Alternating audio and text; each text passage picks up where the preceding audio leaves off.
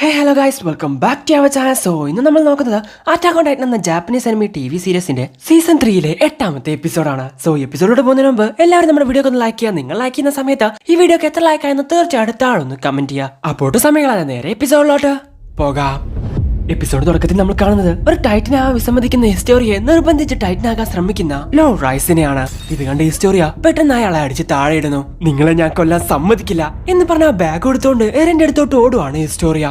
അതിലെ കീ ഉപയോഗിച്ച് അവൾ എറിനെ മോചിപ്പിക്കാൻ വേണ്ടി ശ്രമിക്കുന്നു. ഇതേ സമയം തന്നെ താഴെ കിടക്കുന്ന ആ ലിക്വിഡ് ലോ റൈസ് അബ്സോർബ് ചെയ്യുന്നു. പെട്ടെന്ന് തന്നെ അയാൾ ഒരു ടൈറ്റനായി മാറുന്നു. പിന്നീട് നമ്മൾ കാണുന്നത് ക്യാപ്റ്റൻ ലീവൈ ആണ്. ആ ദ്വാരം അടക്കാൻ അവർ ഇത്രയധികം കഷ്ടപ്പെടണമെങ്കിൽ തീർച്ചയായിട്ടും അത് പുറത്തോട്ടുള്ള വഴിയായിരിക്കും. ഹേയ്, അതിനെ ഒരുത്തനെ പോലും ഉള്ളിലോട്ട് കിടക്കാൻ സമ്മതിക്കരുത് എന്ന് ഇന്ത്യൻ സ്ക്വാഡും പറയുന്നു. പെട്ടെന്നാണ് ആരോ ടൈറ്റനായി മാറുന്ന ഒരു വെളിച്ചം അങ്ങോട്ട് വരുന്നത്. ഇത് കണ്ട് എറിൻ എന്ന് വിളിക്കുവാണ് മിക്കാസ. ഇതേ സമയമാണ് ഒരാൾ ടൈറ്റനായി മാറുന്നതിന്റെ ആ ഫോഴ്സിൽ അവിടെ മൊത്തം ഇടിഞ്ഞു പൊളിഞ്ഞു വീഴാൻ വേണ്ടി തുടങ്ങുന്നത്. ആർമിൻ, മൊബ്ലിറ്റ്, പെട്ടെന്ന് തന്നെ ഹാൻജിയും കൊണ്ട് പുറത്തോട്ട് പോ എന്ന് ക്യാപ്റ്റൻ ലീവയും പറയുന്നു. ഇതേ സമയമെല്ലാം തന്നെ എറിന്റെ കയ്യിലും കാലിലും കെട്ടിയ ആ ലോക്കെല്ലാം അയക്കാൻ വേണ്ടി ശ്രമിക്കുവാണ് ഹിസ്റ്റോറിയ. എന്നെ വിട്ടേക്ക് ഹിസ്റ്റോറിയ, അയാൾ എന്നെ തിന്നട്ടെ. അങ്ങനെയെങ്കിലും ഈ ശക്തി തിരിച്ച് റേസ് കുടുംബത്തിന് കിട്ടുമല്ലോ. നീ വേഗം രക്ഷപ്പെടാൻ നോക്ക്. പറ്റില്ല, ഞാൻ പറയുന്നത് കേൾക്ക്. ഞാനൊരു പക്ഷേ മനുഷ്യരാശിയുടെ ശത്രുവായിരിക്കാം, പക്ഷേ നിന്റെ സുഹൃത്താണ്.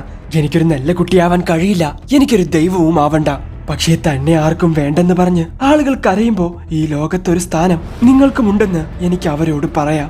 എന്തായിരുന്നാലും ശരി, എവിടെ വെച്ചായിരുന്നാലും ശരി, എനിക്ക് അവരെ രക്ഷിക്കണം എന്ന് പറയാണ് ഹിസ്റ്റോറിയ. പെട്ടെന്ന് ആ ടൈറ്റൻ ട്രാൻസ്ഫോം ആവുന്നതിന്റെ ഫോഴ്സിൽ ഹിസ്റ്റോറിയ അവിടെ നിന്നും തെറിച്ചു പോകുന്നു. എന്നാൽ അങ്ങോട്ട് വന്ന മിക്കാസ അവളെ പിടിക്കുന്നു. ഹേയ്, ആ താക്കോല് വേഗം താ എന്ന് പറഞ്ഞ ക്യാപ്റ്റൻ അങ്ങോട്ട് വരുന്നു. കോണി, വേഗം അഴിക്കാൻ നോക്ക്. ഏയ്, എന്നെ രക്ഷിക്കണ്ട ക്യാപ്റ്റൻ, ഇവരെയും കൊണ്ട് വേഗം പോ. ഏയ്, മിണ്ടാണ്ടിരിക്കണം മണ്ട. ഈ ടൈറ്റൻ മാത്രമല്ല, തോക്കും കൊണ്ട് ആളുകൾ പുറകെ വരുന്നുണ്ട് എന്ന് ജിൻ പറയുന്ന സമയത്ത് കോണി കാലിലെ ലോക്ക് അഴിക്കുന്നു. അപ്പോഴാണ് അവർ ആ കാര്യം ശ്രദ്ധിക്കുന്നത്. അവരുടെ മുമ്പിൽ ഒരു ടൈറ്റനായി മാറിക്കൊണ്ടിരിക്കുന്ന ലോർഡ് റൈസ് കൊളോസൽ ടൈറ്റനേക്കാൾ വലിപ്പമുണ്ട്. അവർ നിന്നിരുന്ന ആ സ്ഥലത്തേക്കാൾ ആ ടൈറ്റൻ വലിപ്പം ഉള്ളത് കൊണ്ട് തന്നെ ആ സീലിംഗ് എല്ലാം ഇടിഞ്ഞു പൊളിഞ്ഞു വീഴാൻ വേണ്ടി തുടങ്ങുന്നു. ഇതിനോടകം എറിന്റെ ലോക്കെല്ലാം അഴിച്ചു മാറ്റിയ ക്യാപ്റ്റനും മറ്റുള്ളവരും പെട്ടെന്ന് അവനെ അവിടെ നിന്നും മാറ്റുന്നു. ഡേയ്, നീ എന്തേ കാണിക്കുന്നേ? ടൈറ്റൻസിനെ പറ്റി ഞങ്ങളെക്കാൾ കൂടുതൽ നിനക്കറിയാവുന്നല്ലേ നീ പറഞ്ഞേ.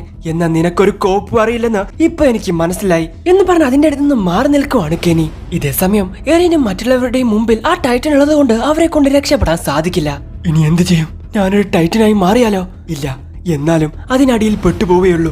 സോ തന്നെ കൊണ്ട് ഇനി ഒന്നും ചെയ്യാൻ പറ്റില്ലെന്നുള്ള കാര്യം മനസ്സിലാക്കിയ എറിൻ അവിടെ ഇരുന്ന് കരയുന്നു. എല്ലാവരും എന്നോട് ക്ഷമിക്കണം, എന്നെ കൊണ്ട് ഒരു ഉപകാരവുമില്ല, എനിക്ക് തെറ്റുപറ്റി. മനുഷ്യരാശിയുടെ പ്രതീക്ഷ ഒരിക്കലും ഞാനായിരുന്നില്ല എന്ന് പറഞ്ഞ് അവൻ തിരിഞ്ഞു നോക്കുന്ന സമയത്താണ് ലോ റൈസിന്റെ ബാഗിൽ നിന്നും വീണിട്ടുണ്ടായിരുന്ന ആർമർ എന്ന് എഴുതിയ ഒരു കുപ്പി അവൻ കാണുന്നത്. ഡേയ്, നീ ആര്? വല്ല ട്രാജിക് സ്റ്റോറിയിലെ നായകനോ? നീ എപ്പോഴാടാ നിന്റെ ശക്തി കൊണ്ട് മാത്രം എന്തെങ്കിലുമൊക്കെ നേടിയിട്ടുള്ളത് എന്ന് ജിന്ന അവനോട് ചോദിക്കുന്നു. ഇങ്ങനെ പേടിക്കലടാ, ഇതിലും മോശമായിട്ടുള്ള എത്രയെത്ര സാഹചര്യങ്ങൾ നമ്മൾ അതിജീവിച്ചിട്ടുണ്ട്. പക്ഷെ അതൊരു ശീലമാക്കാൻ ഞാൻ ഉദ്ദേശിക്കുന്നില്ല. എന്നാലും ഇവിടെ നിന്ന് രക്ഷപ്പെടാൻ കുറച്ചധികം കഷ്ടപ്പാടാണ്. ഇതെല്ലാം തന്നെ നിസ്സഹായതയോടെ എറിൻ കണ്ടുകൊണ്ടിരിക്കുകയാണ്. ശരി, എറിനെ ഞാൻ കൊണ്ടുപോവാം എന്ന് മിക്കാസ പറയുന്നു. അങ്ങനെയെങ്കിൽ ഹിസ്റ്റോറിയെ ഞാൻ നോക്കിക്കോളാം എന്ന് ജിന്നും പറയുന്നു. ഇല്ല, ഒരു പ്രയോജനവുമില്ല, നമുക്ക് ഇവിടെ നിന്ന് രക്ഷപ്പെടാൻ സാധിക്കില്ല എന്ന് പറയുവാണ് എറിൻ. എന്ന് വെച്ച് ഇവിടെ നിന്ന് രക്ഷപ്പെടാൻ ശ്രമിക്കേണ്ടെന്നാണോ നീ പറയുന്നേ? തീയിൽപ്പെട്ടാണോ അതോ ഇതിന്റെ അടിയിൽപ്പെട്ടാണോ മരിക്കുന്നതെന്ന് നോക്കിയിരിക്കണമെന്നാണോ നീ പറയുന്നേ എന്ന് ഹിസ്റ്റോറിയ ചോദിക്കുന്നു. നോക്ക, നിന്നെ കൊണ്ട് വീണ്ടും അത് ചെയ്യിക്കാൻ ഇഷ്ടം ഉണ്ടായിട്ടല്ല, പക്ഷേ എറിൻ, നീ തീരുമാനിക്കണം എന്ന് ക്യാപ്റ്റൻ ലീവൈ പറയുന്നു. സോ ഇതേ കാര്യം പണ്ട് എറിനോട് ക്യാപ്റ്റൻ ലീവൈ പറഞ്ഞിട്ടുണ്ട്. എന്നാ അന്ന് പറഞ്ഞതിന്റെ അർത്ഥം വേണ്ടെന്നായിരുന്നു. പക്ഷേ ഇന്ന് ഇത് കേട്ട് എറിൻ ആർമർ എന്ന് എഴുതിയ ആ കുപ്പി എടുത്തോണ്ട് അവിടെ നിന്ന് ഓടുന്നു. എന്നോട് ക്ഷമിക്കണം, ഇത് അവസാനമായതുകൊണ്ടാണെന്ന് എനിക്കറിയില്ല, പക്ഷേ എന്നെ കൊണ്ട് ഇത് ചെയ്യാൻ സാധിക്കും എന്ന് പറഞ്ഞ് അവൻ ആ കുപ്പി കടിച്ചങ്ങ് പൊട്ടിക്കുന്നു. പെട്ടെന്ന് തന്നെ അവനൊരു ടൈറ്റനായി മാറുന്നു. പിന്നീടാണ് ആ കാര്യം സംഭവിക്കുന്നത്. ഒരു ഹാർഡനിങ് കഴിവ് ഉപയോഗിച്ച് അവന്റെ ചുറ്റിലും അവനൊരു ഷീൽഡ് ക്രിയേറ്റ് ചെയ്യുന്നു. എല്ലാവരും അവന്റെ താഴെ പോയി നിൽക്കുവാണ്. ഇതേ സമയം താഴെ വീണോണ്ടിരിക്കുന്ന സീലിംഗിൽ നിന്നും തലനാരിഴക്ക് കെനി രക്ഷപ്പെടുന്നുണ്ടെങ്കിലും അവന്റെ കൂടെ വന്നവർക്ക് അതിൽ നിന്നും രക്ഷപ്പെടാൻ സാധിക്കുന്നില്ല. ഇതേ സമയം ആർമിനും മൊബ്ലിറ്റും ഹാൻജിയും കൊണ്ട് അവിടെ നിന്നും പുറത്തു വരുന്നു. ഇതേ സമയമാണ് ആ ചാപ്പൽ അവിടെ ഇടിഞ്ഞു പൊളിഞ്ഞു വീഴുന്നത് അവർ കാണുന്നത്. എന്താ ഇവിടെ നടക്കുന്നത് എന്ന് പറഞ്ഞ് തിരിഞ്ഞു നോക്കുന്ന സമയത്താണ് ഇതുവരെ അവർ കണ്ടതിലും വെച്ച് ഒരു വലിയ ടൈറ്റൻ അവിടെ നിൽക്കുന്നത്. എന്നാൽ ഇതെല്ലാം തന്നെ കുറച്ച് ദൂരെയായി കമന്റ് എറിവിനും മറ്റുള്ളവരും കാണുന്നുണ്ട്. എന്താണത്? ഇവിടെ നിന്ന് നോക്കുന്ന സമയത്ത് തന്നെ ഇത്രയും വലിപ്പമുണ്ടെങ്കിൽ തീർച്ചയായിട്ടും അത് കൊളോസ്റ്റൽ ടൈറ്റന്റെ ഇരട്ടി വലിപ്പമുണ്ടാകും. അതിനെതിരെ ഒരിക്കലും ആ മതിലിന് പിടിച്ചു നിൽക്കാൻ സാധിക്കില്ല. അപ്പോഴാണ് നമ്മൾ ഒരു ശബ്ദം കേൾക്കുന്നത്. എഴിൻ, എഴിൻ, കേൾക്കുന്നുണ്ടോ? വേഗം എഴുന്നേക്ക്. മിക്കാസയായിരുന്നു അത്. ഹാർഡനിങ് കഴിവ് ഉപയോഗിച്ച് അവൻ നിന്നിരുന്ന സ്ഥലവും അവന്റെ ആ ടൈറ്റൻ രൂപത്തെയും അവൻ ക്രിസ്റ്റലാക്കി മാറ്റിയിട്ടുണ്ടായിരുന്നു. മിക്കാസയും മറ്റുള്ളവരും അവന്റെ മനുഷ്യരൂപം അതിൽ നിന്നും പുറത്തെടുക്കുന്നു. ഇതേ സമയമാണ് ഒരു കാര്യം വെളിപ്പെടുത്തുന്നത്. Titan hardening. നിരവധി ടൈറ്റനുകൾക്ക്, പ്രത്യേകിച്ച് ആർമർ ടൈറ്റന് ശരീരം ഹാർഡനിങ് ചെയ്യാനുള്ള കഴിവുണ്ട്. എറിൻ യേഗർ പല തവണയായി അതിന് ശ്രമിച്ചിട്ടുണ്ടെങ്കിലും അവനെ കൊണ്ട് അതിന് സാധിച്ചില്ല. റൈസിന്റെ ചാപ്പലിന്റെ അടിയിൽ വെച്ചാണ് എറിൻ ആദ്യമായി ആ കഴിവ് പുറത്തെടുക്കുന്നത്. ഹേയ്, ഇപ്പോഴെങ്ങനെയാ ഈ കഴിവ് നീ ഉപയോഗിച്ചേ? നിന്നെ അതിൽ നിന്നും പുറത്തെടുത്തിട്ടും നിന്റെ ടൈറ്റൻ രൂപം ആവിയായി പോകുന്നില്ല എന്ന് ക്യാപ്റ്റൻ ലീവായി പറയുന്നു. അപ്പോഴാണ് എറിൻ ആ കുപ്പിയെ പറ്റി ഓർമ്മ വരുന്നത്. ഒരുപക്ഷെ ഞാനത് കുടിച്ചതുകൊണ്ടായിരിക്കോ ഇങ്ങനെ. എന്തായാലും ഇതുവരെ നിന്നെ കൊണ്ട് അതിന് സാധിച്ചിരുന്നില്ല. പക്ഷെ ഇപ്പൊ നീ അത് ഉപയോഗിച്ച് ഞങ്ങളുടെ ജീവൻ രക്ഷിച്ചു. ഇതെല്ലാം തന്നെ നീ വളരെ സെക്കൻഡുകൾ കൊണ്ടല്ലേ നിർമ്മിച്ചേ. എന്തായാലും കുറച്ചുകൂടി നന്നായിട്ട് തന്നെ ഉണ്ടാക്കാമായിരുന്നു. എനിക്ക് തോന്നുന്നു മതിലുകളും ഇതുപോലെ തന്നെയായിരിക്കും നിർമ്മിച്ചത്. അതിനർത്ഥം ഇതുപയോഗിച്ച് വാൾമറയിലെ ആ ദ്വാരം നമുക്ക് അടക്കാൻ സാധിച്ചേക്കും. ഇതിനോടകം തന്നെ ഒരുപാട് സുഹൃത്തുക്കളെയും ശത്രുക്കളെയും നമുക്ക് നഷ്ടമായി. ഒരുപാട് ത്യാഗങ്ങൾ നേരിട്ടിട്ടാ നമ്മൾ ഇവിടെ വരെ എത്തിയത്. ആ യാത്ര ഒരുപാട് കഷ്ടമായിരുന്നെങ്കിലും നമ്മുടെ ഇപ്പോഴത്തെ അവസ്ഥ നോക്ക്. ഇങ്ങനെ ഒരു സാഹചര്യത്തിൽ വാൾമറിയെ തിരിച്ചു പിടിച്ചാൽ ആ ബേസ്മെന്റിനകത്ത് എന്താണെന്ന് നമ്മളെ കൊണ്ട് പരിശോധിക്കാൻ സാധിക്കും എന്ന് പറയുവാണ് ക്യാപ്റ്റൻ ലീവായ്. ഇത് കേട്ട് എറിൻ. പക്ഷെ ഇപ്പോൾ അച്ഛൻ. ഇതേ സമയമാണ് ക്യാപ്റ്റൻ എന്ന് വിളിച്ചുകൊണ്ട് ശശി അങ്ങോട്ട് വരുന്നത്. പുറത്തോട്ടുള്ള വഴി കിട്ടി സാർ. ഹേ എറിൻ, നീ ഞങ്ങളെ രക്ഷിച്ചു. ശരിക്കും പറഞ്ഞ നീ കുട്ടികളെ പോലെ കരഞ്ഞപ്പോ ഞാൻ വിചാരിച്ചു എല്ലാം തീർന്നെന്ന് എന്ന് പറഞ്ഞ അവനോട് നന്ദി പറയുവാണ് ശശ.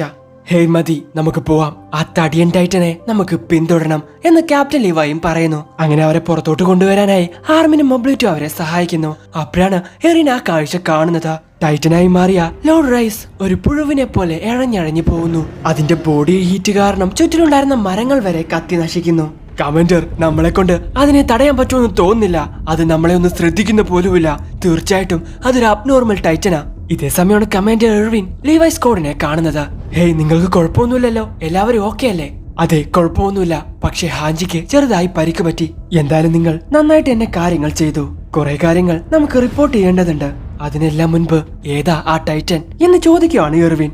അത് വേറെ ആരുമല്ല, ലോർഡ് റൈസ് ആണ്. ഇത് കേട്ട് കമാൻഡർ ഞെട്ടുന്നു. നിങ്ങളുടെ ഓർഡറിന് വേണ്ടിയിട്ടാണ് ഞങ്ങൾ കാത്തു നിൽക്കുന്നത് കമാൻഡർ. ശരി, ഇവിടെ നിന്ന് പ്ലാൻ ചെയ്യാനുള്ള സമയമില്ല. പെട്ടെന്ന് തന്നെ വാൾ സീനയിലോട്ട് മടങ്ങും. ആ ടൈറ്റൻ അതിന്റെ അടുത്ത് എത്തുന്നത് വരെ നമ്മൾ കാത്തിരിക്കണോ എന്ന് ചോദിക്കുകയാണ് ക്യാപ്റ്റൻ. അതെ, ഓർവുഡ് നഗരത്തിൽ എത്തുന്നത് വരെ നമ്മൾ കാത്തിരിക്കണം. അങ്ങോട്ടാണ് അത് പോകുന്നത്. ഇതെല്ലാം കൂട്ടി വായിച്ച എറിന്റെ കയ്യിലുള്ള ഫൗണ്ടൈൻ ടൈറ്റന്റെ ശക്തി വീണ്ടെടുക്കാൻ വേണ്ടിട്ടാ ലോർഡ് റൈസ് ഇതെല്ലാം ചെയ്തത്. റൈസ് കുടുംബത്തിലെ രക്തമുള്ള ഒരാൾക്ക് മാത്രമേ ആ ശക്തി പൂർണ്ണമായിട്ട് ഉപയോഗിക്കാൻ സാധിക്കൂ. പക്ഷേ ലോർഡ് റൈസിന്റെ ആ രക്തബന്ധത്തിലുള്ള ഒരാൾ ഫൗണ്ടൈൻ ടൈറ്റനായി മാറിയാലും ആദ്യത്തെ രാജാവിന്റെ ആജ്ഞ അവരെ നിയന്ത്രിക്കും. അത് കാരണം മനുഷ്യരാശിയെ ടൈറ്റനുകളുടെ കയ്യിൽ നിന്ന് രക്ഷിക്കാൻ അവർക്ക് സാധിക്കില്ല. സോ അതിനെന്തായിരിക്കും കാരണം? ഇതൊക്കെയാണോ ആദ്യത്തെ രാജാവ് കാണുന്ന സമാധാനം? അങ്ങേരുടെ തലയ്ക്ക് ശരിക്കും ഓളമായിരുന്നു എന്ന് ചോദിക്കുകയാണ് ഹാഞ്ചി. ഇതൊക്കെ എറിൻ, ഇപ്പൊ നമ്മുടെ മുമ്പിൽ ഒരു വഴിയുണ്ട്. ആ ടൈറ്റൻ എന്നെ തിന്നാൽ ലോർഡ് റൈസിന് തിരിച്ച് മനുഷ്യനാവാൻ സാധിക്കും. അങ്ങനെ ഫൗണ്ടൈൻ ടൈറ്റന്റെ മുഴുവൻ ശക്തിയും അയാളെ കൊണ്ട് ഉപയോഗിക്കാൻ സാധിക്കും. ഓ, അത് ശരിയാണല്ലോ. അത് നല്ലൊരു ഐഡിയ ആണ്. തിരിച്ച് മനുഷ്യനായ ശേഷം ലോർഡ് റൈസിനെ പിടികൂടി ആ രാജാവിന്റെ ആജ്ഞ എങ്ങനെങ്കിലും ബ്രെയിൻ വാഷ് ചെയ്ത് നമ്മൾക്ക് ഒഴിവാക്കാം. അങ്ങനെ ചെയ്താൽ മനുഷ്യരാശിയെ നമുക്ക് രക്ഷിക്കാൻ സാധിക്കും. അതിന് നീ തയ്യാറാണോ എന്ന് ചോദിക്കുകയാണ് ക്യാപ്റ്റൻ ലീവായ്. അതെ, ഞാൻ തയ്യാറാണ്. ഇത് കേട്ട് എല്ലാവരും എറിനെ തന്നെ നോക്കുന്നു. അല്ല, അത് മാത്രമല്ല, നമുക്കുള്ള വഴി. ഈ പറഞ്ഞ കാര്യങ്ങളെല്ലാം ശരിക്കും നടക്കുമോ എന്ന് പോലും നമ്മൾക്കറിയില്ല. ആദ്യത്തെ രാജാവിന്റെ ആ ആജ്ഞ ഒഴിവാക്കാൻ പറ്റുമെന്ന് എന്താ എത്ര ഉറപ്പ്? ഇനി അച്ഛനെ എങ്ങാനും പിടിച്ചു കിട്ടിയാൽ തന്നെ അച്ഛൻ മനുഷ്യരാശിയുടെ ഓർമ്മകളെല്ലാം മായ്ച്ചു കളയും. അതോടെ എല്ലാം തീരും. ഈ ഫൗണ്ടൈൻ ടൈറ്റനെ പറ്റി നമുക്കറിയാത്ത ഒരുപാട് കാര്യങ്ങളുണ്ട്. ഇത്രയും കാലം ഈ ശക്തി കൈവശം വെച്ചത് ഇവരെ പോലെയുള്ള സമാധാനവാദികളായിരുന്നു.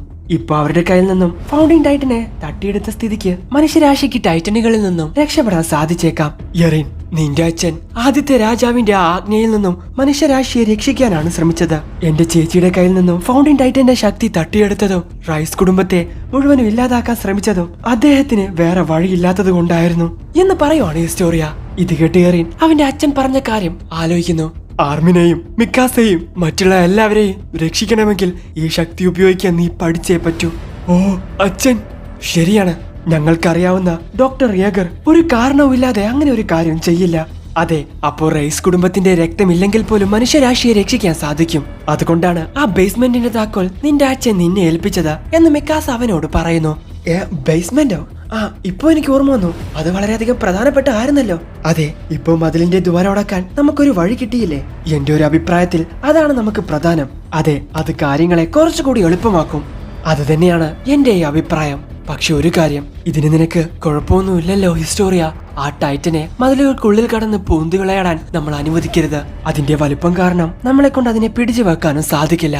സോ നിന്റെ അച്ഛനെ കൊല്ലുവല്ലാതെ വേറെ വഴിയില്ല. ഇത് കേട്ട് ഹിസ്റ്റോറിയ ഒന്ന് ആലോചിക്കുന്നു. ഇറിൻ, എന്നോട് ക്ഷമിക്കണം. ആ ചാപ്പലിന്റെ അകത്തായിരുന്ന സമയത്ത് ഞാനൊരു ടൈറ്റനായി മാറി നിന്നെ തിന്നാൻ തയ്യാറായിരുന്നു. അത് മനുഷ്യരാശിയെ രക്ഷിക്കാൻ വേണ്ടി ആയിരുന്നില്ല, അതെന്റെ അച്ഛനെ വിശ്വസിപ്പിക്കാൻ വേണ്ടിയായിരുന്നു. എന്റെ അച്ഛൻ എന്നെ വെറുക്കാതിരിക്കാൻ വേണ്ടിയായിരുന്നു. പക്ഷേ ഇപ്പോ അച്ഛനോട് വിട പറയാൻ സമയമായി എന്ന് പറയുവാണ് ഹിസ്റ്റോറിയ. സോ പിന്നീട് നമ്മൾ കാണുന്നത് വോൾവുഡ് നഗരത്തിലെ മിലിറ്ററി ഓഫീസിലോട്ട് ഇവർ എത്തുന്നതാണ്. ഹിസ്റ്റോറിയ, ഒരു കാര്യം പറയാൻ വിട്ടുപോയി. നീ അത് ചെയ്തേ പറ്റൂ. അത് എർവിന്റെ ഓർഡറാണ്.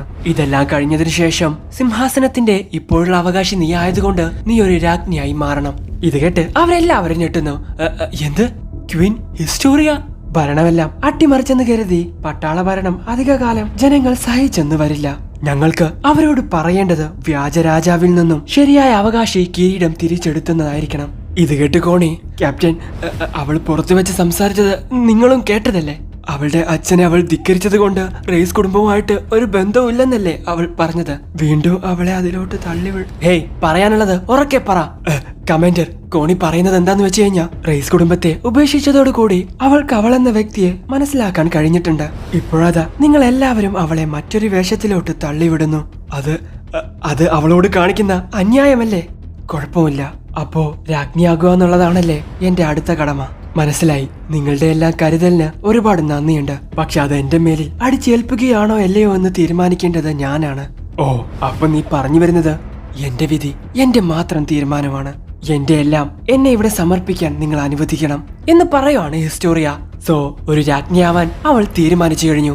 അങ്ങനെ അവർ മീറ്റിംഗ് ആരംഭിക്കുന്നു. കമാൻഡർ ലോറൈസ് തെക്കു പടിഞ്ഞാറിൽ നിന്നും ഓർവുഡ് നഗരം ലക്ഷ്യമാക്കിയാണ് വരുന്നത്.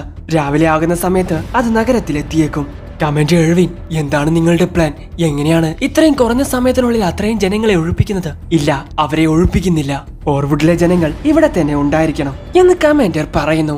ഇത് കേട്ട് അവർക്കൊന്നും തന്നെ മനസ്സിലാവുന്നില്ല. പിന്നീട് നമ്മൾ കാണുന്നത് മതിലിനെ ലക്ഷ്യമാക്കി കൊണ്ടുവരുന്ന ആ വലിയ ടൈറ്റനെയാണ്. സോ അവിടെ വെച്ച് എപ്പിസോഡ് അവസാനിക്കുന്നു. എന്തായാലും നിങ്ങൾക്ക് ഇവിടെ ഇഷ്ടപ്പെടുന്ന ലൈക്ക് ചെയ്യുക, ഷെയർ ചെയ്യുക, സബ്സ്ക്രൈബ് ചെയ്യുക, അടുത്ത എപ്പിസോഡ് അടുത്ത ദിവസം വരാതെ വരേക്കും. ബൈ.